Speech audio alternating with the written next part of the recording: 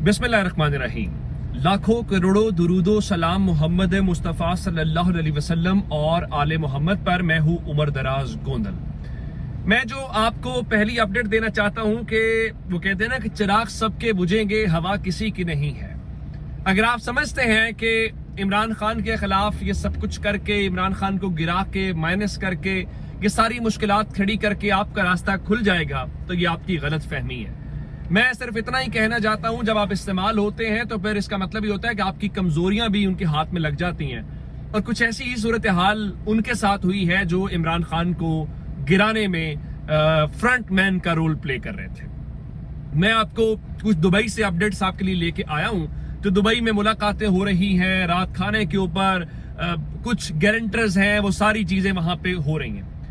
एक तो अभी आपको मार्केट में सुनने को मिलेगा जी फलां निगरान वजीर आजम आ गया, फलां निगरान वजीर आजम आ गया, वो बातें हैं। लेकिन इस सूरत हाल जो मंजरनामा डेवलप हो रहा है वो ये है कि अगर इमरान खान नहीं होंगे तो इनमें से कोई भी नहीं होगा। मैं आपको याद बता दूं, सूरत हाल बड़ी गड़बड़ है। ज़ाहिरन यही इस वक्त तासुर यही है कि नवाज शरीफ को वजीर आजम बनाने के लिए सब कुछ हो रहा है, ऐसा ही होगा।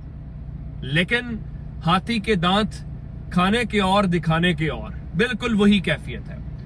इनके साथ एक नया ऐसी चीज क्रिएट की जाएगी जो वो मार्केट के अंदर नई चीजें लॉन्च की जा रही है, वो आएंगी। अब खबर क्या है? खबर इस वक्त ये है कि इनकी परेशानी बढ़ गई है। और परेशानी क्या है? परेशानी ये है कि जरदारी साहब ने वहां पे इनको कहा है, नवाज शरीफ को, कि आप फौरी तौर पे पाकिस्तान आए। आप पाकिस्तान आएंगे तो इलेक्शंस हो सकेंगे, इलेक्शन का मोड बनेगा, इलेक्शन मुहिम की तरफ जाएंगे और मुल्क इंतखाबी माहौल की तरफ आएगा। नवाज शरीफ ऐसे नहीं आ रहे। आखिर ये सोचने वाली बात है ना कि नवाज शरीफ की अपनी जमात की हुकूमत है, नवाज शरीफ का अपना भाई वजीर आजम है, वो पाकिस्तान क्यों नहीं आ रहे?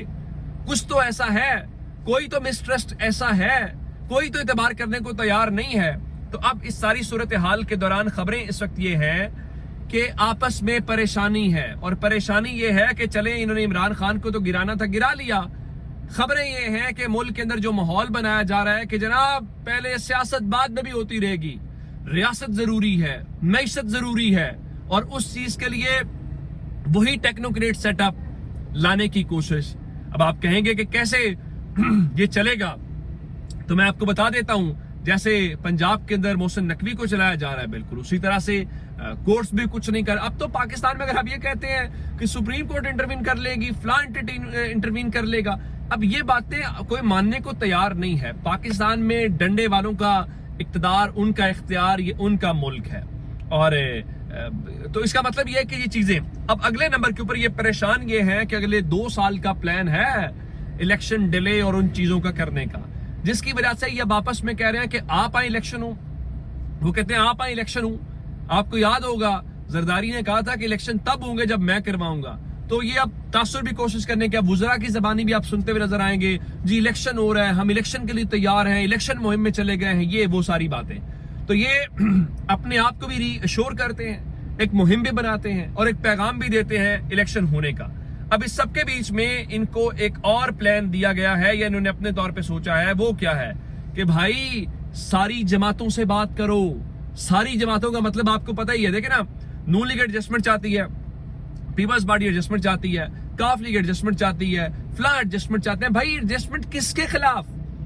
पीटीआई, उसको तो आप माइनस कर रहे हैं, उसको तो आप इलेक्शन नहीं लड़ने दे रहे। तो इसका मतलब ये है कि इनको पता है कि ये खुद भी कमजोर है। जब आप कमजोर होते हैं तो आपका मुखालिफ आपसे फायदा उठाता है, तो इनसे फायदा उठाए। अब ये इस तरफ आ गए हैं कि इलेक्शंस करवाने के लिए, जो इमरान खान कहता था इलेक्शन करवा लो, अब खबरें ये हैं कि जनाब हम जाएंगे, सबसे मुज़ाकरात करेंगे। बिल्कुल ठीक है, आप सबको मुज़ाकरात करने चाहिए। और उस बताया गया है कि बैकडोर कोई ऐसे जो राब्ते और इस किस्म की चीजें हैं वो भी हमें होती हुई दिखाई दे रही है। आगे चलते हैं। अगली सूरत हाल ये है, हमने जस्टिस मंसूर अली शाह साहब के हवाले से उस दिन देखा, वो कह रहे थे कि फुल कोर्ट बनना चाहिए।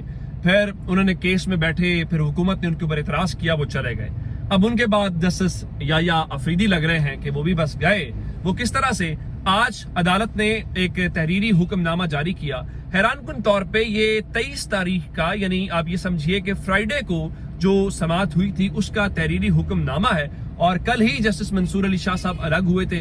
उस तहरीरी हुक्मनामे के अंदर जो सिविलियन का मामला है اس میں جسٹس یحییٰ آفریدی نے کہا ہے کہ فل کورٹ جب ججز دستیاب ہیں تو فل کورٹ بینچ بنا لینا چاہیے، اور ان کے مطابق یہ ظاہر اس بینچ میں سے دوسرا مطالبہ ہے جس میں ایک تو جسٹس یحییٰ آفریدی ہیں اور جسٹس منصور علی شاہ دونوں نے کہا ہے کہ آج 23 والے کے اندر جو ان کے اندر نوٹ ہے، انہوں نے کہا کہ chief justice Pakistan full court bench تشکیل دیں، نظام عدل کی ساکھ کی عمارت عوامی اعتماد پر کھڑی ہے، موجودہ حکومت کی مدت ختم ہونے کو ہے، اس وقت ملک میں انتخابات کے لیے سیاسی منظرنامے کا ماحول چارج ہے، ایسے سیاسی چارج ماحول میں موجودہ عدالتی بینچ کے خلاف اعتراض کیا جا سکتا ہے، اور فوجی عدالت کے خلاف سننے والے بینچ میں موجود ججز کے تحریری اعتراضات انتہائی سنجیدہ ہیں جنہیں نظر انداز نہیں کیا جا سکتا۔ ایک سینئر جج کے اعتراض پر اس وقت مناسب نہیں ہے کہ رائے دوں۔ ایک سینئر جج کے اعتراضات عدالت میں ہم آہنگی اور عوامی اعتماد کی بحالی کے لیے مناسب اقدامات کا تقاضا کرتے ہیں، لہٰذا پہلا قدم یہ ہونا چاہیے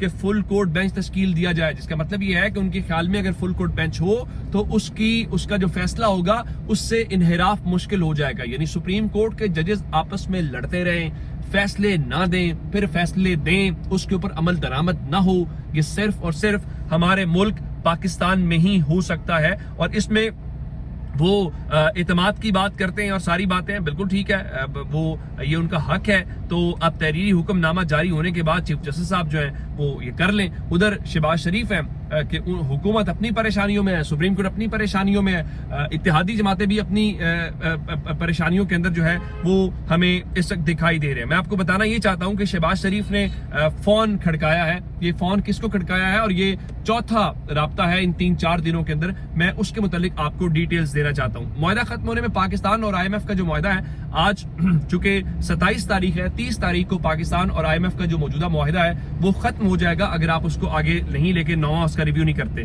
تو آج شہباز شریف نے ایک بار پھر جو IMF کی MD ہیں ان کو کال کیا ہے، اور آئندہ چند روز کے اندر ان کا جو چوتھا رابطہ ہے وہ کروایا جائے گا۔ تو چوتھے رابطے سے متعلق یہ ہے کہ اب دیکھنا یہ ہے کہ اس کو کس طرح سے، ظاہر ہے کہ امکان یہ ہے کہ اب IMF اور پاکستان کا جو ایگریمنٹ ہے وہ ایگریمنٹ ہو جائے گا، تو اس ایگریمنٹ سے چلیں کچھ بہتری ہوتی ہے تو بالکل۔ لیکن دوسری جانب گراؤنڈ کے اوپر صورتحال کیا ہے؟ کل آپ کی جو اسٹیٹ بینک آف پاکستان ہے انہوں نے ایک ہنگامی میٹنگ کی، اس ہنگامی میٹنگ کے بعد جو بیس پوائنٹس ہیں اس میں 1% کا اضافہ کر دیا گیا، اور 20% کے اوپر وہ جو ریٹ ہے چلا گیا، اور یہ میرے خیال سے ہائیسٹ ہوگا۔ ہائیسٹ ہونے کے بعد آپ اندازہ کر لیں کہ ہو کیا جاتا ہے۔ لیکن موجودہ حالات جو پاکستان کے ہیں وہ کیا تصویر پیش کر رہے ہیں؟ آج ہوا کیا، علی محمد خان پاکستان تحریک انصاف کے رہنما ہے، اینٹی کرپشن کی جو عدالت ہے پشاور کی، اس نے سابق وزیر مملکت کو رہا کرنے کا حکم دیا، اور ان کے اوپر غیر قانونی بھرتیوں کے حوالے سے، اور آپ اندازہ یہ کیجئے کہ جیسے ہی وہ باہر نکلے ہیں تو ان کو 7ویں مرتبہ گرفتار کر لیا گیا ہے، اور بتایا گیا ہے کہ اینٹی کرپشن کے اندر ان کے خلاف ایک اور مقدمہ درج ہے۔ تو اس طرح سے ہم اپنے لوگوں کو ٹریٹ کر رہے ہیں، اس طرح سے ان کی ذہن سازی کر رہے ہیں، اس طرح سے چیزیں کر رہے ہیں۔ باقی آپ سمجھدار ہیں کہ پاکستان کے اندر معاملات کیا چل رہے ہیں۔ ادھر نظر گوندل منڈی بہاؤالدین سے انہوں نے بھی لا تعلقی کا اعلان کر دیا پاکستان تحریک انصاف سے، اور وہ کہتے ہیں کہ 9 مئی کے واقعات کی مذمت کرتا ہوں، پارٹی کو خیر بات کہہ دیا، اداروں کے ساتھ تصادم کی سیاست پہ یقین نہیں رکھتا، کہا فوج اور شہداء ہمارے ایمان کا حصہ ہیں، اور عمران خان اس وقت منفی سیاست کریں جو ملکی مفاد میں نہیں ہے۔ تو فی الحال ان کا تحریک انصاف تو میں چھوڑ رہا ہوں، آئندہ کیا لاہ عمل ہوگا یہ باقی مشورہ کریں گے۔